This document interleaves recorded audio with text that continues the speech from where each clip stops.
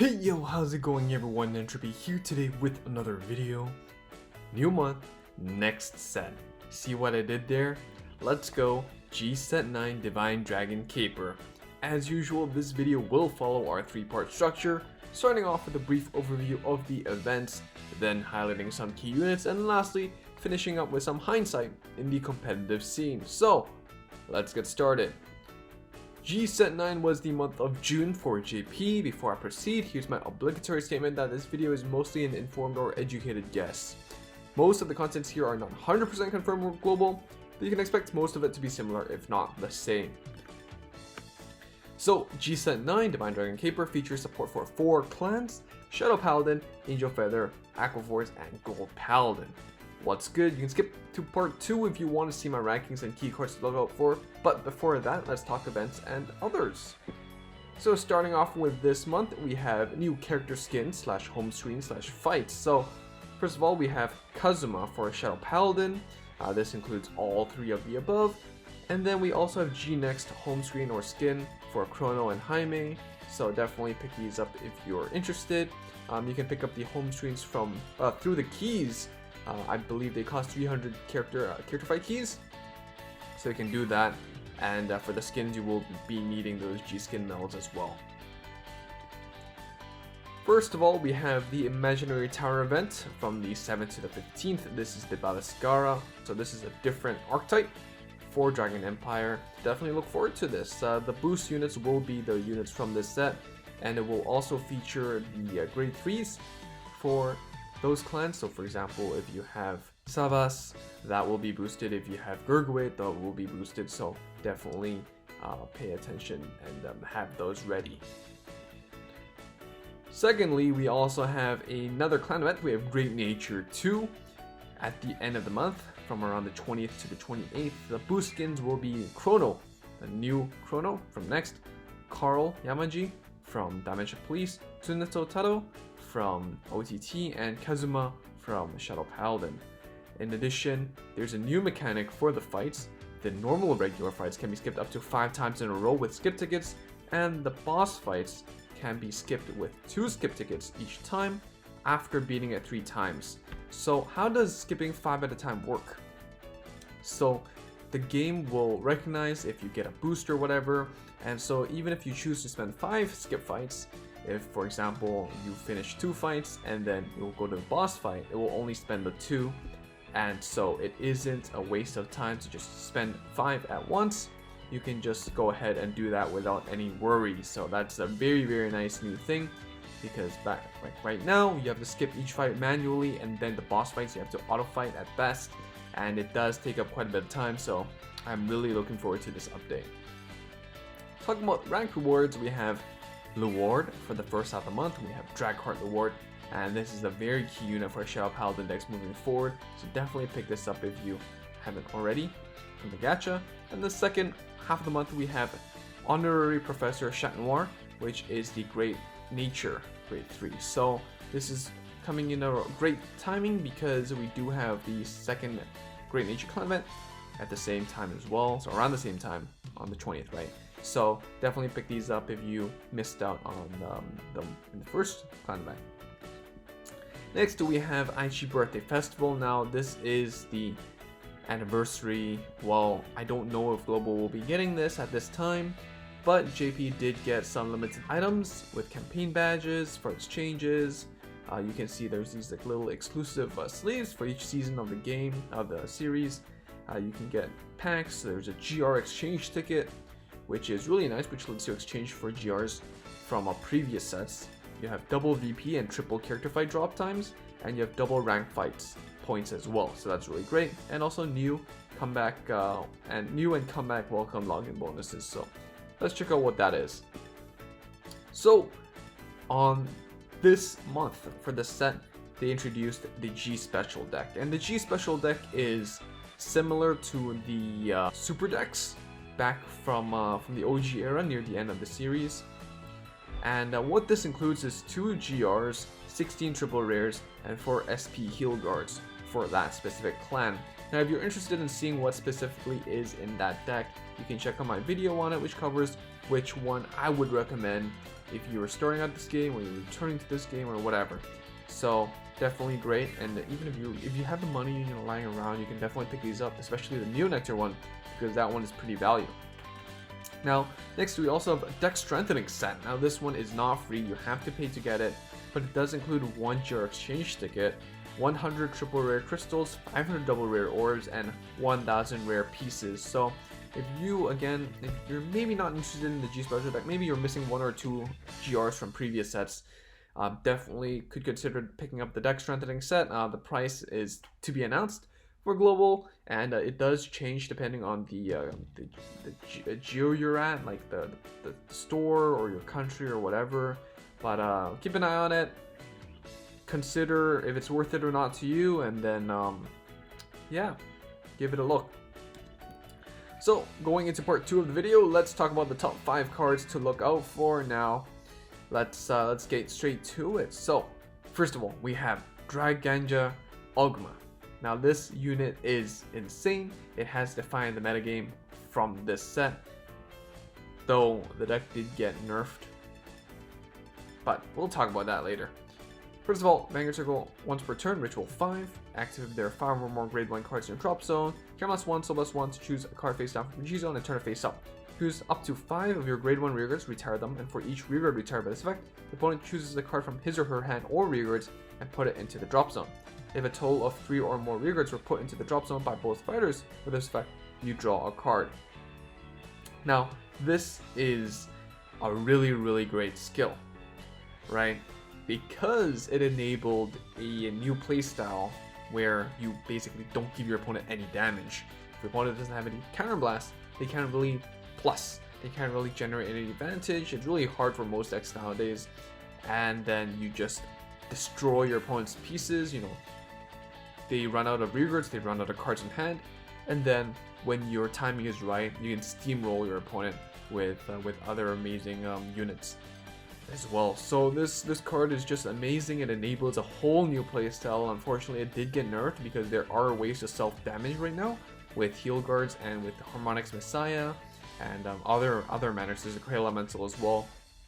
But for the set of this month, for this whole month on JP, 0 Damage Lord is a menace and is amazing, and Ogma enables that. Even with self-damaging mechanisms in this game right now on JP, I still think Ogma is a great unit because it is not GB restricted. You can set this up whenever you can, and it could allow you to still remove double intercepts, could still allow you to enable hand destruction and put your opponent in a tough spot. So one of the things to note is Ritual as a new keyword. Ritual is basically an ability that remains active or can be used as long as the number of grade 1s in your drop zone is the stated number or more. And later on, we also get Ritual X, or Ritual Cross, which has an effect that changes according to the number of grade 1s cards in your drop zone rather than a constant number. So you do need 5 grade 1s or more in the drop zone, but you have many ways to enable that, such as Luward and the Sword Breakers, and your PGs also make skills and bounce back from the drop zone, so you don't need to worry too much about it. It's a very easy skill to actually proc off, and it's just an amazing card. Next, we have Holy Seraph Altiel. Now this is your Angel Feather Generation Rare Rescue. We've mentioned this skill before, but Rescue always used to have an issue with its, well, activation in 0, right? It's awkward, and you know, you can't allocate crits to rear guards. It's just not fun. Like, you deck out and then it's tough luck as well. But LTL helps you out with that, right? You have the ability at the end of the turn, if you have 2 or more face-up copies of itself, turn all cards you put into your drop zone from your damage zone this turn into your deck. So you have ways to just mitigate that, well, self-deck out kind of situation. You have ways to boost up your front row to enable multi-attacking and hitting those numbers, and rescuing multiple times, hitting those triggers, and then making this very big numbers and threatening your opponent very early on. So LTL is really much a game changer for Angel Feather's Rescue. It is definitely necessary if you want to push with Rescue, if you want to play that playstyle, and you definitely really want 4. Next, we have Holy Sword of Heavenly Law Gurgwait. Gurgwait got another grade 4. I mean, is this the first grade 4? No, I think this is another grade 4. It's quite a good one. So Carry Must 1, G Persona Blast, discard a card from your hand to get the following 2 abilities. First of all, Unite. When this unit attacks, check top 7, check top 7 from the top of the deck, call a card from among them. So you have a very simple multi-attack enabler. And then also Vanguard Circle, all your units get +2 for each face-up Gurgwait in your G-Zone, not just this version. So it's very nice to help you just passively get extra power. And this is quite reminiscent of Tengen Altmao, a little bit more RNG, but it doesn't force you to Superior Color Grade 2. And I think it's a pretty solid unit overall.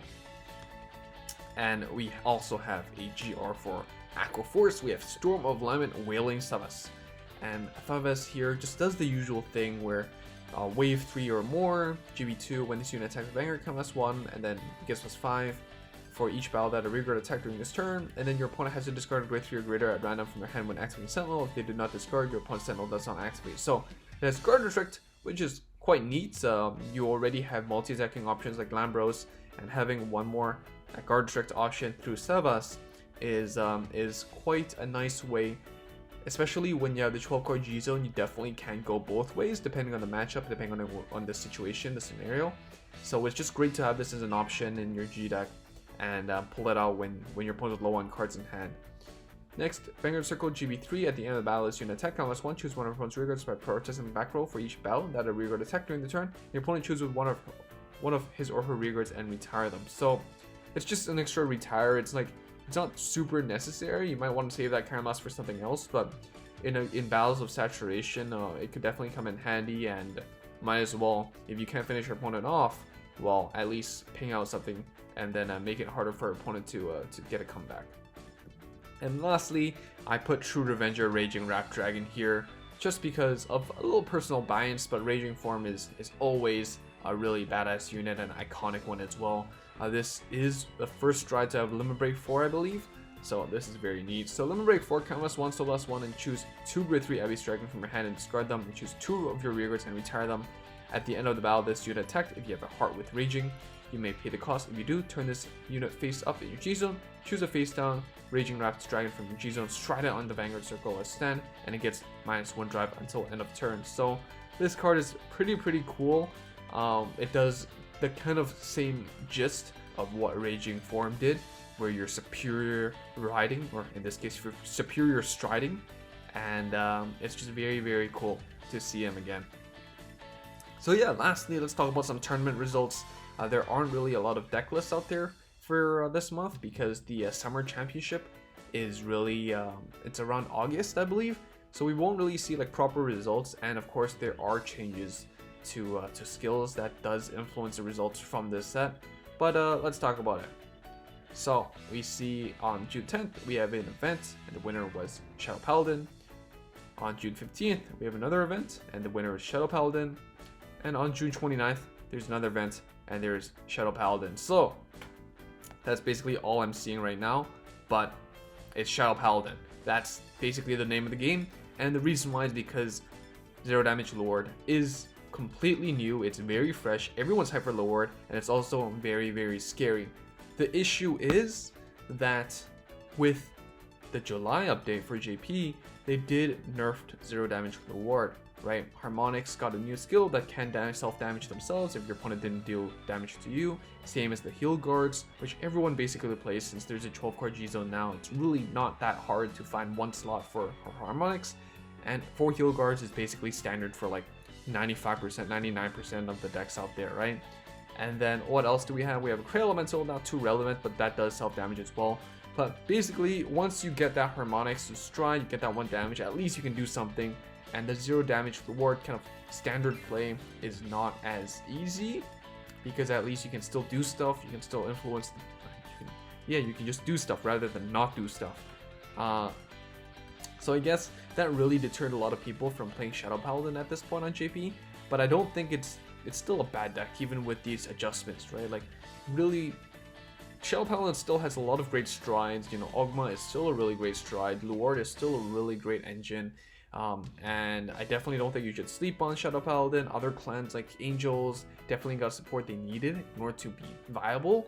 And the Gold Paladin is quite dominant. It's still quite competitive in my opinion. And so this set is definitely quite solid, I think. Well, depending on whether or not they port the updates earlier or later, I think a lot of global players who are in the competitive scene will sleep on Zero Damage Lore because they know a change is upcoming. But I do think that the deck is still quite in contention in the competitive scene, even with these adjustments to harmonics and heal guards. And I think I can't wait and see how it plays out in the global scene. So that's basically it. Again, while I try to reflect everything that went on in JP, the global experience can be not 1-to-1, 100% to the JP experience. And so especially with like events like the Aichi Birthday Festival, you never really know. So that's basically it. Let me know down below if you're interested in the set or not.